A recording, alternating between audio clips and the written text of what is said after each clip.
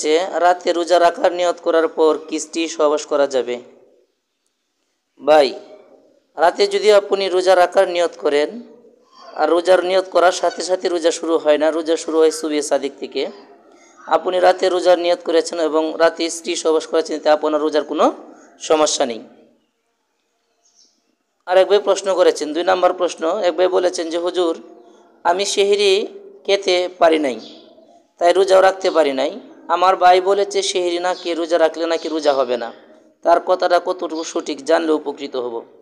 ভাই, সেহরি খাওয়া হলো সুন্নত বা মুস্তাহাব, আর রোজা রাখা হলো ফরজ। আপনি যদি সেহরি না খেতে পারেন, অবশ্যই না খেয়ে আপনাকে রোজা রাখতে হবে। আর আপনার ভাই যে বলেছে সেহরি না খেয়ে রোজা রাখলে রোজা হবে না, সেটা সম্পূর্ণ ভুল, এবং তাকে অবশ্যই এই কাজ থেকে তওবা করতে হবে। এই কাজ করার কারণে তওবা করতে হবে। প্রশ্ন নাম্বার 3। এক ভাই বলেছে হুজুর, সেহরির সময় নিয়ে সন্দেহ হলে, অর্থাৎ সেহরির সময় আছে কি না এই নিয়ে সন্দেহ হলে এমত অবস্থায় করণীয় কি?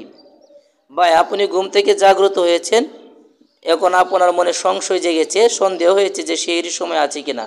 এমত অবস্থায় আপনার করণীয় বিষয় হলো সেহরি না খেয়ে রোজা রাখবেন। আর যদি আপনি সেহরি খেয়েই ফেলেন সন্দেহের ভিতরে, তবে আপনি রোজাটা পরবর্তীতে কাজা করে নেবেন।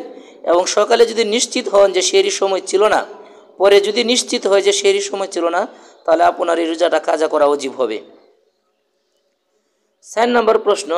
এক ভাই বলেছে, আমি জানি যে সেহরির সময় আছে, এভাবে আমি পেট ভরে খেয়েছি, আবার যখন সকাল হলো তখন দেখলাম যে আসলে সেহরির সময় তখন ছিল না। এমত অবস্থায় আমার করণীয় কি?